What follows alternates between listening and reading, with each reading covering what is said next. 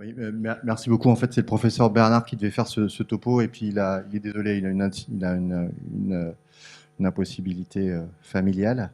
Et donc, je vais essayer de présenter son topo. La question, elle est d'importance parce qu'effectivement, c'est beaucoup intéressé aux prothèses ostéo-articulaires chez les sujets non handicapés. On sait que c'est un gain majeur chez les patients qui ont de la coxarthrose, enfin, handicapés non neurologiques, hein, mais qui ont des coxarthroses et qui ont des lésions.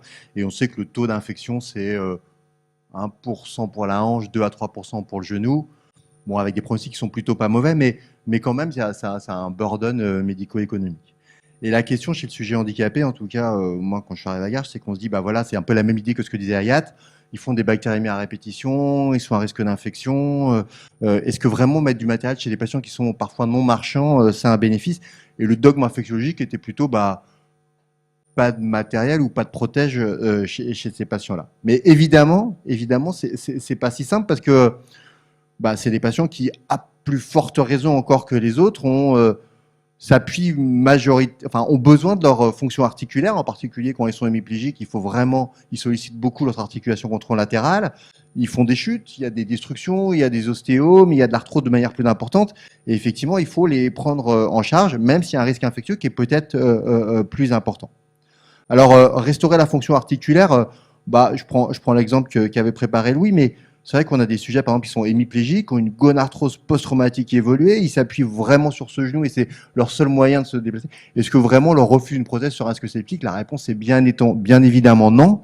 Et donc, parfois, on leur pose des prothèses parce qu'ils sursollicitent leur articulation. Il y a plusieurs indications. Et en plus, les patients qui sont neuro-handicapés, ils ont de l'ostéoporose, ils ont des contractures, ils ont des neuroarthropathies, ils ont des dégradations, une arthrose plus importante que les autres. Parfois, sur les épaules, pour les transferts, il y a des sursollicitations. Et ça, c'est vrai que c'est un élément majeur. Maintenant, on fait des prothèses inversées, il y a des infections de prothèses d'épaule. Est-ce qu'il y a vraiment une indication arthroplastie? La réponse est bien évidemment oui. Je vous montre cet exemple d'un sujet jeune, hein. C'est une image qui est un peu illustrative, qui avait une destruction très importante et hyperalgique de la hanche qui souffrait. On a posé une prothèse. Alors, c'est pas une prothèse standard. Hein. Vous voyez, il y a un cotyle avec une vis, une prothèse double mobilité. Et à 12 ans, on n'avait pas de problème et il avait un bénéfice authentique. Donc, c'est sûr qu'il y a un surisme, mais il y a un besoin qui, à mon avis, est encore plus important. Il y a parfois des ostéomes.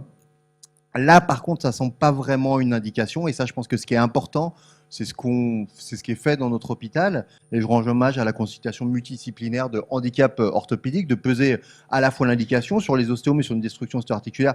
Le traitement, c'est pas la prothèse, c'est plutôt la radiothérapie, les AINS. En plus, l'ostéome, pour des raisons pas complètement comprises, mais de manière très très forte, et quelque chose qui est vraiment un foyer septique potentiel et qu'on a du mal à traiter. Et on voit des patients pour lesquels on fait des réélections de tête-colle. Alors Emma et Hélène elles connaissent ça mieux que moi, mais on en voit régulièrement des patients qui se compliquent au niveau des ostéomes et pour lesquels effectivement les complications septiques là, à mon avis, dépassent les bénéfices en tout cas pour la pose d'une prothèse. Qu'est-ce qu'on a dans la littérature? On a quelques données. D'abord, une première donnée qui est sur l'intérêt de la prothèse de genou chez le patient blessé médulaire. Et donc, ils ont comparé sur une database, alors c'est pas énorme, hein, c'est 60 et 58 patients, mais encore une fois, on est un peu sur des sujets de niche. Et on a comparé le patient blessé médulaire qui avait une prothèse de hanche versus le patient non blessé médulaire qui avait une prothèse de hanche. Et puis, il y a eu, comme c'était du rétrospectif, un appariement pour essayer de gommer les biais avec un score de propension. Et ben, on s'aperçoit qu'en fait, alors, pardon, en A, c'est le patient blessé médulaire, sur la colonne ici à gauche. Bah, vous voyez que d'abord, ils sont un peu plus comorbides, parce qu'ils ont des insuffisances rénales, parce qu'ils sont sédentaires, parce qu'ils ont plus d'obésité, parce qu'il y a un peu plus de diabète. Le taux d'infection, c'est x6. Alors certes, c'est x6, mais c'est des patients qui sont aussi comorbides. Et c'est des patients pour lesquels il y a quand même un bénéfice. Alors effectivement, c'est plus impactant, hein, le coût global est plus important, mais là, dans ce qui n'est pas évalué, c'est la qualité de vie et l'autonomie du patient.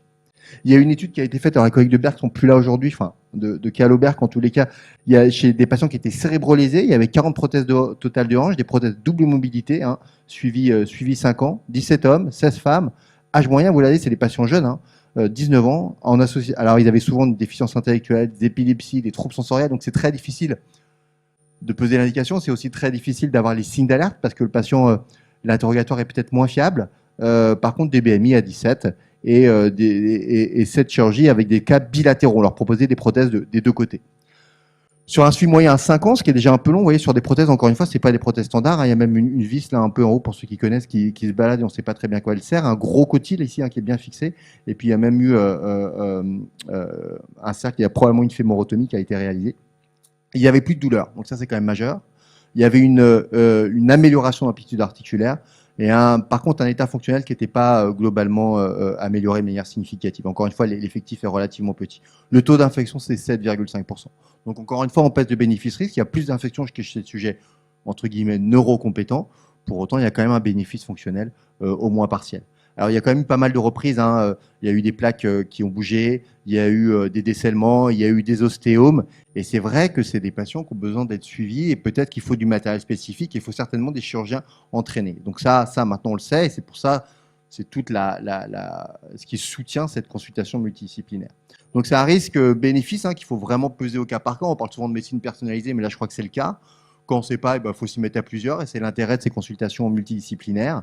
Il y a une amélioration qui semble sur la mobilité inconstante, mais en tout cas sur la douleur, il y a un bénéfice et ça, je pense que c'est vraiment important. C'est sûr qu'il y a plus de risques de complications infectieuses, mais aussi mécaniques, parce qu'effectivement, les appuis sont modifiés et les prothèses sont probablement pas optimales pour ces patients-là. Les fabricants sont pas encore plongés dans cette population qui aurait besoin de matériel très particulier. Donc, il faut limiter le risque infectieux. Et là, je rends hommage encore une fois aux hygiénistes, hein. C'est très important chez ces malades de lutter contre les facteurs de risque, équilibrer le diabète, lutter contre le tabagisme, optimiser le poids.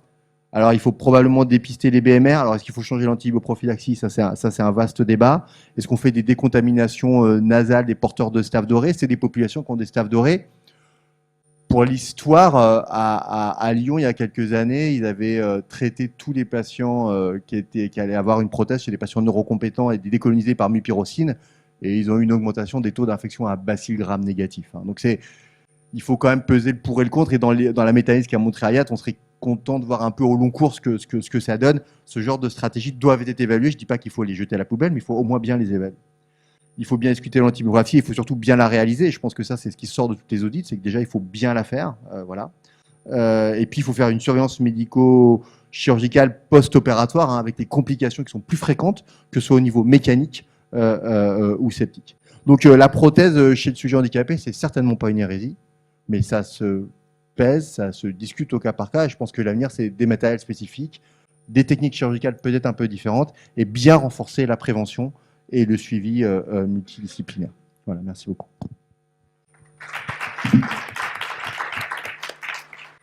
Merci beaucoup Aurélien d'avoir pris la relève. Moi j'avais une question, c'est que dans notre équipe on est quand même assez spécialisé en escar, tout ça, et on a quand même pas mal de problèmes avec des patients qui ont des prothèses qui ont été posées dans des hôpitaux plus généraux. Et c'est plutôt que cette discussion, elle doit être faite vraiment pour tous les patients. On est vraiment embêté par des patients qui ont des fractures du col, alors que finalement, ils auraient pu très bien survivre sans la prothèse, avec un équivalent de résection tête-col, qui se retrouvent avec une prothèse alitée, qui font une escarre sur la prothèse. Et c'est vrai qu'on est très embêté avec ces patients-là. Parce qu'après, la dépose de prothèse, elle est assez compliquée, avec une grosse perte pour le patient. Bah, c'est sûr que la plupart des chirurgiens orthopédiques, c'est pas leur quotidien, hein, et ils sont plutôt formés à poser des prothèses. Et effectivement, le terrain, c'est pas quelque chose qu'on rencontre.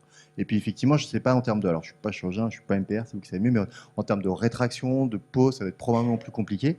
Et je pense qu'effectivement, c'est pas des urgences. Je pense qu'il faut vraiment les adresser à des centres référents.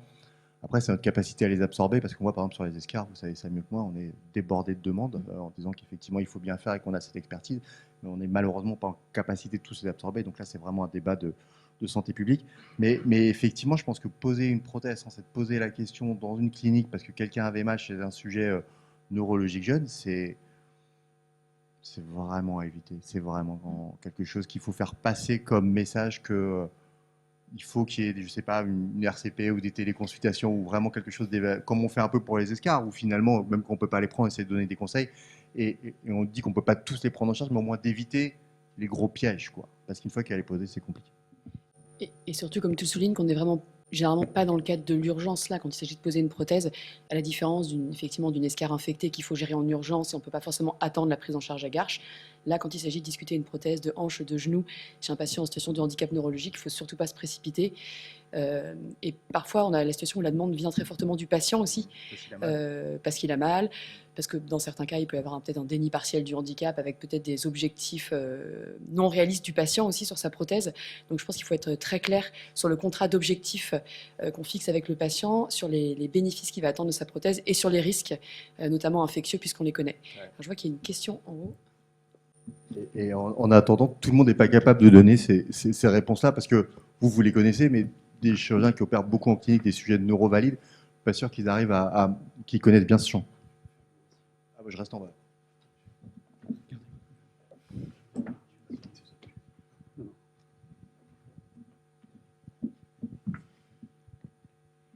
Merci. Merci pour cette présentation. Donc effectivement, du côté du CHU de Nantes, on se pose beaucoup de questions sur mise en place de prothèses, de hanches, genoux, honnêtement, très très rarement. Les indications qu'on retient, comme vous avez présenté dans votre diapo, il y a la douleur, surtout chez les patients qui présentent des paralysies cérébrales. Et chez les patients blessés médulaires, c'est beaucoup plus rare. Alors, on a eu quelques cas où, en fait, c'était des patients qui ont un niveau neurologique haut, supérieur à T6, et qui présentaient des hyperréflexies autonomes secondaires à une coxarthrose très sévère. Et donc ça, c'est vrai qu'on se pose beaucoup la question parce que le problème, c'est quand ils sont complets, c'est-à-dire qu'ils ont une absence de préservation de la sensibilité et de la motricité en sous-lésionnelle. On a très peur justement des risques infectieux sur le matériel parce qu'on va le découvrir en retard. On aura un retard diagnostique et du risque de décèlement. Donc, comme vous l'avez dit, il faut une surveillance. Si on décide en consultation pluridisciplinaire de poser une prothèse, il faut qu'on renforce la surveillance sur les risques de décèlement et surtout ne pas passer à côté d'une infection sous-jacente sur le matériel qui, alors là, ça risque de compliquer. Nous, c'est vrai qu'on en pose très peu, surtout chez les patients complets. Chez les patients incomplets, c'est vrai qu'on peut y aller un petit peu plus facilement, mais c'est vrai, on est toujours un peu, pas réfractaire, on surveille beaucoup plus.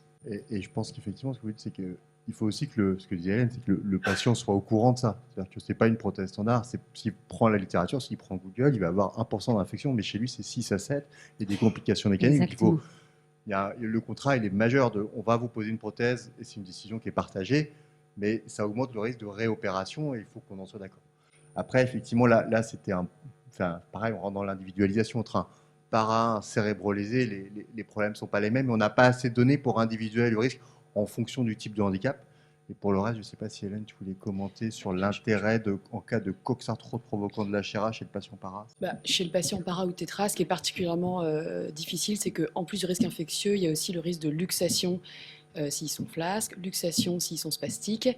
Donc on augmente quand même beaucoup le risque de complications chez le patient blessé médulaire. On pose quand même plus de prothèses chez les patients AVC, polio, TC, qui ont des facteurs de risque un peu différents et des objectifs différents. Et effectivement, le cas de la coxarthrose quand on traîne une HRA, effectivement, c'est vraiment souvent des situations compliquées qu'on réfléchit en pluridisciplinaire. On tente quand même les infiltrations, on essaie de temporiser, et c'est arrivé au cas par cas qu'il y ait finalement des prothèses posées. Moi, le dernier que j'ai en tête, on a dû finalement enlever la prothèse parce qu'elle s'était luxée sur la spasticité. Donc, on est d'accord, c'est très compliqué, c'est du cas par cas. Nous, on est un peu frileux, effectivement, chez ce type de patientèle, tout à fait. Dans ces cas-là, il n'y a pas une indication à faire une résection? C'est l'équivalent. Si, tout à fait. Pour un de nos patients, ça s'est fini en résection tête-école, justement.